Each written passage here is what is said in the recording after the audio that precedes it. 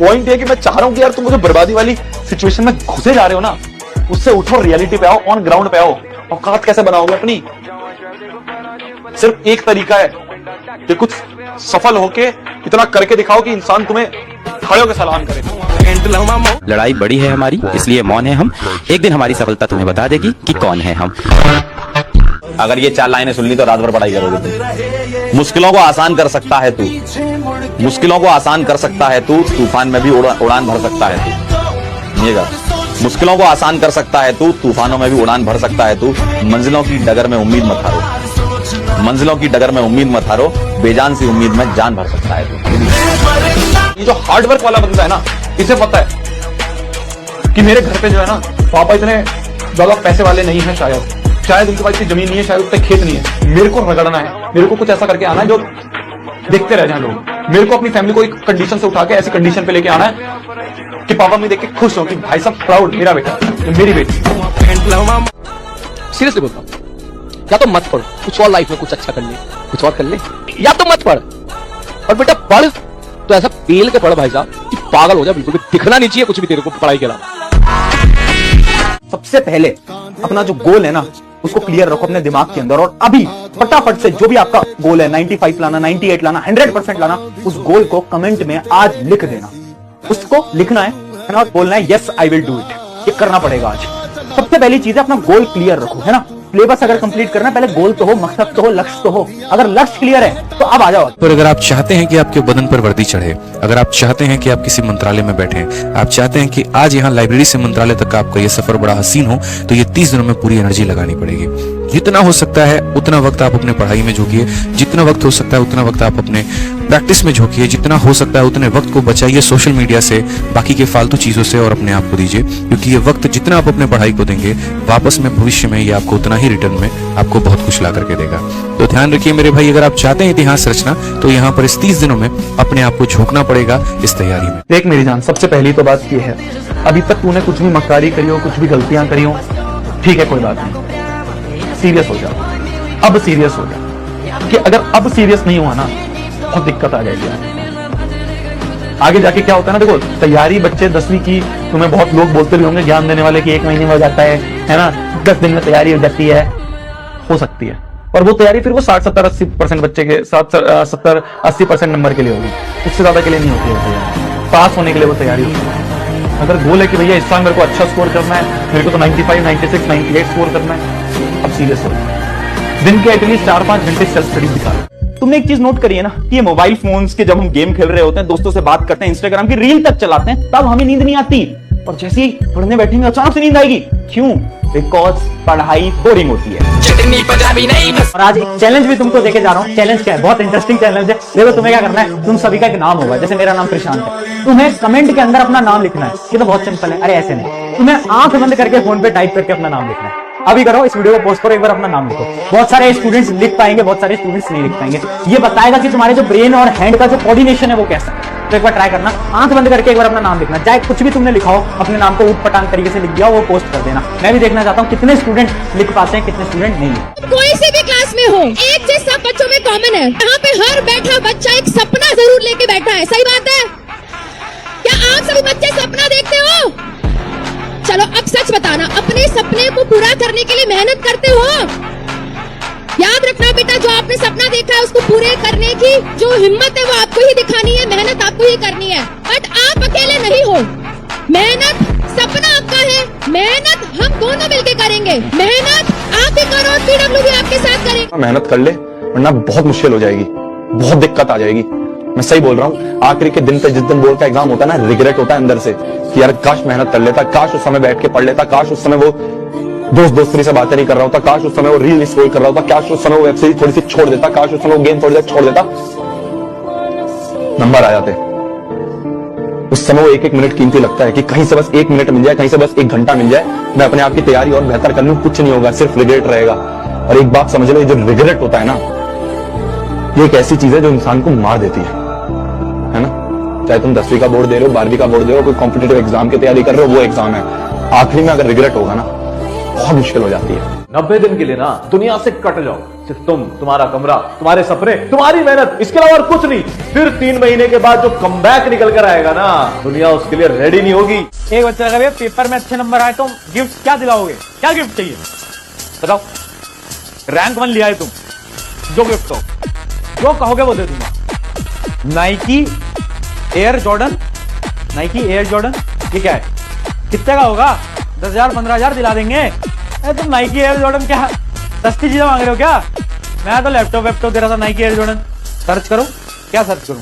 Nike air Jordan, Nike air Jordan 1, Nike air Jordan 1 ना। पागल हो गया? ये क्या चीज है?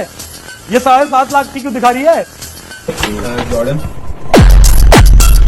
ये भूख जो है ना, ये सबसे ज्यादा जरूरी होती है किसी भी चीज को अचीव करने के लिए।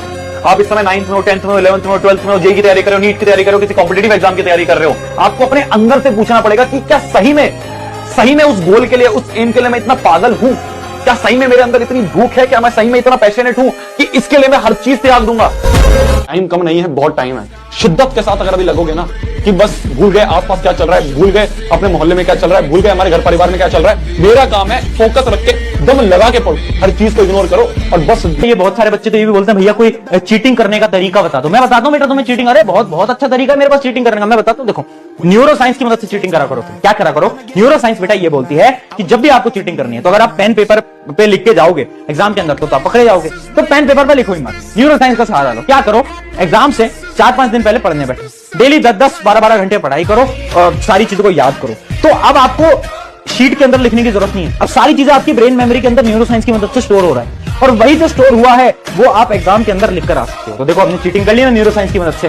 पढ़ ले। लोग डूबते हैं तो समंदर को दोष देते हैं, लोग डूबते हैं तो समंदर को दोष देते हैं, मंजिल ना मिले तो मुकद्दर को दोष देते हैं। खुद तो संभल कर चल नहीं सकते लोग, खुद तो संभल कर चल नहीं सकते लोग, जब ठोकर लगती है तो पत्थर को दोष देते हैं। अपनी औकात से बड़ा टारगेट बना के लिख दो। सबसे पहली चीज, तुम सोच रहे हो ना भैया आज तक 60-70 आते थे, शायद 80 आ जाएंगे, ना 95 आएंगे। लिखना है, सबसे पहली चीज है लिखना है। सबसे पहला स्टेप है ये माइंडसेट क्लियर करना। लाऊंगा तो लाऊंगा, कोई कितना ही बोलता रहे भैया, ठीक है आसपास वाले दोस्त कोई कितना ही बोलता रहे, मैं मेहनत करने के लिए तैयार हूं, मैं मेहनत करने के लिए तैयार हूं, मैं पढ़ूंगा, मैं पढ़ूंगी। ट्रस्ट इन योरसेल्फ, अपने ऊपर विश्वास रखना। तुम्हारे ऊपर कोई विश्वास करे ना करे बेटा, तुम्हें अपने ऊपर विश्वास रखना है। जिस दिन तुम अपने आप से हारोगे उस दिन तुम दुनिया से हार जाओगे, ठीक है? That's it. और तुम्हारी लड़ाई किसी और से नहीं है, तुम्हारी लड़ाई सिर्फ खुद से है। Fight with yourself, compete with yourself. Mindset है ना भाई, सब कुछ है। तुमने ये मान लिया कि ये तो बहुत हार्ड है। यार हार्ड है तो क्या आज से पहले किसी ने किया नहीं? आज से पहले किसी का आईआईटी में सिलेक्शन हुआ नहीं? आज से पहले कोई डॉक्टर बना नहीं? लोग ही तो बने हैं यार। आज से पहले क्या $1 मिलियन ट्रिलियन डॉलर की कंपनीज नहीं बनी? सब कुछ लोगों ने किया है। तो ये हार्ड ये हार्ड हो सकता है, इम्पॉसिबल नहीं है। मेरा एक तुमसे सवाल है, आज के समय पर क्या तुमने कभी ये फील करा है कि जब तुम्हारे एग्जाम पास आ रहे होते हैं, तुम्हारा सिलेबस हुआ नहीं है, तुम्हें डर लग रहा है और ये जो रिश्तेदार होते हैं, जो सोसाइटी होती है, तुम्हारे जो दोस्त होते हैं, वो सब तुमसे बोलने लग जाते हैं ना कि यार इसका तो कुछ नहीं हो पाएगा, ये तो एकदम बेकार इंसान है, बोलने लगते हैं ना। अगर तुम भी ऐसा फील कर रहे हो ना तो एक बार कमेंट में आज यस लिखना, और अगर तुम ऐसा फील नहीं करते तो कमेंट में नो लिखना। बट एक चीज मैं तुम्हें बताना चाहता हूं आज, और वो ये बात है कि देखो असली जीतने का मजा तभी आता है जब ये पूरी दुनिया तुम्हारी हार का इंतजार कर रही हो। अभी के समय पर ना ये दुनिया तुम्हारी हार का इंतजार कर रही है, बट तुम जीत कर दिखाओगे और फिर इस पूरी दुनिया को शांत करो। और कुछ लोग बोलते हैं ना कि स्टूडेंट की जो लाइफ है वो आसान है। मैं पूछता हूं लोगों से कि कैसे स्टूडेंट की लाइफ आसान? वो लाइफ जिसके बारे में किसको पता ही नहीं, वो लाइफ जिसके अंदर आपसे कोई कुछ भी कह देता है तो आपको बहुत बुरा लगता है, छोटी छोटी बातों पे आप चिड़चिड़े हो जाते हो। आपको पढ़ाई का प्रेशर है, करियर का प्रेशर है, पेरेंट का प्रेशर है, दोस्त ने आपसे कुछ बोल दिया उसका प्रेशर है, टीचर्स का प्रेशर है, एग्जाम का प्रेशर है, मार्क्स अच्छे लाने का प्रेशर है, जीवन में कुछ अच्छा करके दिखाने का प्रेशर है, ये जो रिश्तेदारों के बच्चों ने बहुत कुछ कर रखा है उनको जवाब देने का प्रेशर है, इतना तो प्रेशर है। तो लाइफ आसान तो नहीं है, बिल्कुल नहीं है। और तुम वॉरियर हो, तुम एक वॉरियर हो। हर एक स्टूडेंट एक वॉरियर है जो कि इतनी सारी प्रॉब्लम से लड़ता है फिर भी यहाँ शिकार है। जिस दिन एग्जाम का रिजल्ट आता है ना, घर में क्या माहौल होता है।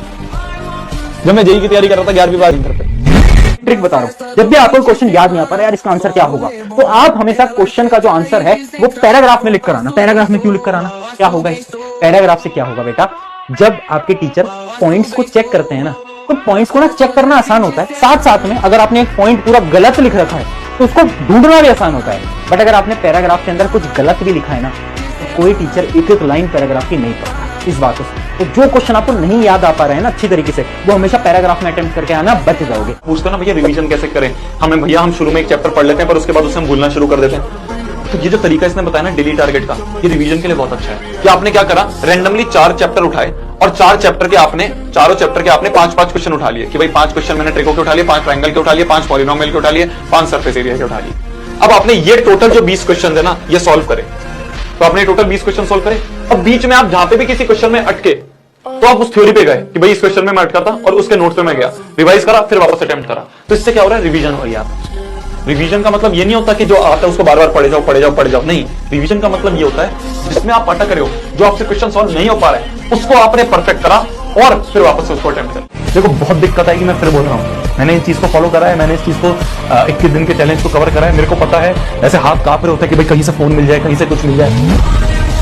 बैठे रहना, मान लो तुम्हें पढ़ने का मन भी नहीं कर रहा, तब भी बैठे रहना कि भैया मेरे को 3 घंटे खत्म करने तो खत्म करने हैं। तुम अपने आप देखोगे कि जब तुम्हें कुछ आसपास दिखेगा ही नहीं, कोई फोन नहीं है, कोई टैबलेट नहीं है, तो तुम अपने आप सोचोगे टाइम वेस्ट क्यों करो, पढ़ाई शुरू कर दो। जब तुम्हें आसपास बुक्स ही दिखेंगे तो अपना एनवायरमेंट इस तरह का बना देना। ठीक है मेरी जान, अगर आज तुम ये 21 दिन का चैलेंज कवर कर रहे हो ना, शुरू कर रहे हो, नीचे कमेंट कर देना हाँ भैया आज मैं स्टार्ट कर रहा हूँ। और 21 दिन बाद ना अगर तुमने कवर कर लिया, जो तुमने से अगर 100 बच्चे वीडियो को देख रहे हैं, 5 बच्चे भी कवर नहीं कर पाएंगे, मेरे को पूरा पता है। और अगर तुम कवर कर लिया ना, तुम वो क्रीम बच्चे निकलोगे, तुम वो टॉपर बच्चे निकलोगे जो पूरी भीड़ से अलग। डरना नहीं है सबसे मेन बात। ये आपका जिंदगी का पहला एग्जाम नहीं है, डरना बिल्कुल नहीं है। हाँ भारी सिलेबस है, कोई बात नहीं, चुनौती की तरह लेंगे। अब ये टाइम नहीं रहा है हमारे पास कि हम बैठ के ये सोचें कि यार कैसे होगा। करना है, सिंपल करना है तो करना है। आपके आसपास दोस्त क्या कर रहे हैं, आपके आसपास गली मोहल्ले में क्या चल रहा है, आपके घर में क्या चल रहा है, आपको फर्क नहीं पड़ना चाहिए। आपको ये फर्क पड़ना चाहिए कि यार मेरा एग्जाम शुरू होने वाला है, मेरे को इस एग्जाम में अच्छा करके आना है। तरीका मैं आपको बता देता हूं रिवीजन करने का। आपको क्या करना है, लेक्चर वेक्चर नहीं देखने है ना, अगर चाहिए तो रैपिड रिवीजन देख लो, वो छोटे होते हैं। तुम्हें क्या करना है, डायरेक्टली क्वेश्चन प्रैक्टिस करना स्टार्ट करना है। क्या करो, क्वेश्चन उठाए है ना, एक चैप्टर के आपने मान लो 15 क्वेश्चन उठाए। जैसे ही आपने 15 क्वेश्चन उठाए तो आपको पता चलेगा 15 में से शायद 2, 3, 5, 6 क्वेश्चन आपसे नहीं हो पाए। मान लो 2 क्वेश्चन नहीं हो पाए, अब आपको देखना है 2 क्वेश्चन कौन से टॉपिक से। आपको पता चल गया ये इस टॉपिक का है, ये इस टॉपिक का। अब उन दोनों टॉपिक को उठाओ और रिवाइज कर लो, बस। रिवीजन ये होता है। रिवीजन ये नहीं होता वापस से सारे नोट्स पलटना, नहीं भाई इतना टाइम नहीं है, टॉपर नहीं करते। क्या भैया अभी तक सीरियस नहीं थे तो कोई दिक्कत नहीं है? नहीं है कोई दिक्कत। क्या भैया अभी तक कम नंबर आ रहे थे, कोई दिक्कत नहीं है? नहीं है कोई दिक्कत। क्या भैया हाफ ईयरली खराब हुआ, कोई दिक्कत नहीं है? नहीं है कोई दिक्कत। अब जो आगे के 3 महीने है ना मेरी जान, हमारे मास्टर हमेशा हमें कहते थे तुम पूरे साल कितनी मेहनत कर रहे हो उससे इतना फर्क नहीं पड़ता। जो बच्चा आखिरी के टाइम पे अच्छे से रिवीजन करके निकल जाएगा ना, वो बाजी मार लेगा। अगर बिल्कुल पढ़ने का मन नहीं करता तो बहुत सारी साइंटिफिक स्टडीज ये भी बोलती हैं कुछ ऐसी स्पेशल म्यूजिक्स होते हैं जिनको हम ब्रेन हार्मोनिक म्यूजिक्स बोलते हैं, जो कि होती हैं आपकी बाइनोरियल बीट्स। ये बाइनोरियल बीट्स आपको YouTube पे मिल जाएंगी। आपको क्या करना है, ईयरफोन लगाना है और उन म्यूजिक को सुनना है जब भी आप पढ़ने जा रहे हो। वो जो म्यूजिक होता है ना, आपकी ब्रेन की जो फ्रीक्वेंसी होती है उससे वो मैच हो जाता है और आपकी कंसंट्रेशन पावर, आपकी लर्निंग पावर, आपकी मेमोरी पावर को इंक्रीज कर देता है, जिससे कि आपका पढ़ने का मन करने लगता है। तो अब से जब भी पढ़ने का मन ना करे ना, ट्राई करना, एक बार YouTube पे जाना और ये सर्च करना, इस गाने को सुनना और ऑटोमेटिकली आप देखोगे कि आपका पढ़ने का मन करने